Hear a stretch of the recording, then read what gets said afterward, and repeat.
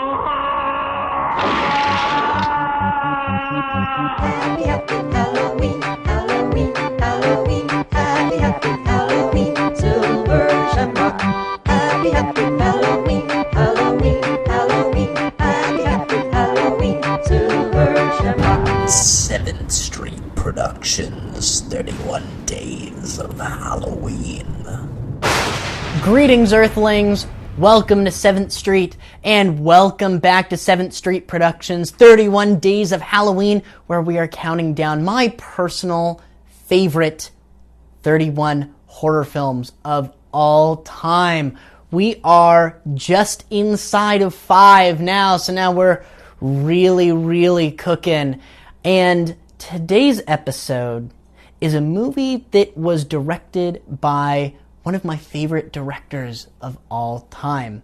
And that, of course, is Lucio Fulci's zombie classic, Zombie, or Zombie 2, as it's known in certain parts of the world. It's got a really interesting history as far as, the title goes. It was originally marketed in Italy as a sequel to Dawn of the Dead. And Dawn of the Dead was originally titled Zombie, Z-O-M-B-I, in Italy. So, long story short, the Italians are really bad about respecting international copyright laws. Anyhow, the movie centers around this woman played by Tisa Farrow, who's actually the sister of Mia Farrow, which is really interesting. Tisa Farrow, just on a side note, didn't have a very big career, and I don't really see why. I think she's more attractive than her sister, and at least as talented as her sister. But anyway, a boat washes up on the shore in New York City, and the Coast Guard goes to investigate, and when they do, a big lumbering zombie is on board, and it ends up killing one of the cops. And Tisa Farrow's character, she's the daughter of the person who owned the boat. But she figures out that the zombie that was on the boat wasn't her father. So she goes on a mission to try and find out what actually happened to her father. And she teams up with a reporter played by Ian McCulloch, who is great. He is in so many of the Video Nasties movies. He's really good, and he gives confidence to balding men everywhere, playing a badass with quite a hefty bald spot on top of his head. Still playing his role flawlessly.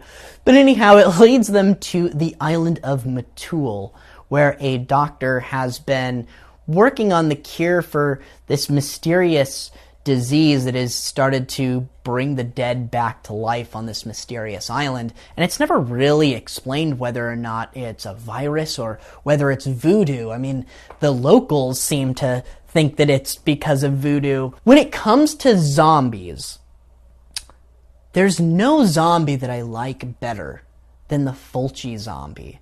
There's just something about them, the hypnotic way that they move. Their eyes are almost always closed. They're rotted and bloated and gooey and, just dripping with pus. And it looks like they were vomiting before they died. Fulci really put a lot of care and detail into how he wanted the zombies to be represented. And I'm sure that there was a little bit of a grudge there against George Romero. He wanted to make a superior film. And as far as the zombies go, I would say that he won that competition. They're just, like I said, they're so gross and terrifying. They really seem soulless, With TV shows like The Walking Dead and Z Nation and the oversaturation of zombie films, we've seen zombies sort of evolve into something that's kind of animalistic, and each zombie has their own, kind of personality, and you see them emoting in a way and kind of acting like a hungry animal. And in Zombie, they're very much just dead, wandering around. They don't even open their eyes. They don't get excited when they see humans. They're just always coming. And there's just something about that that's so creepy. But other than that, when you're watching a Fulci film, you know that you're in for a very visually pleasing movie. And there's so many shots in this that are just incredible.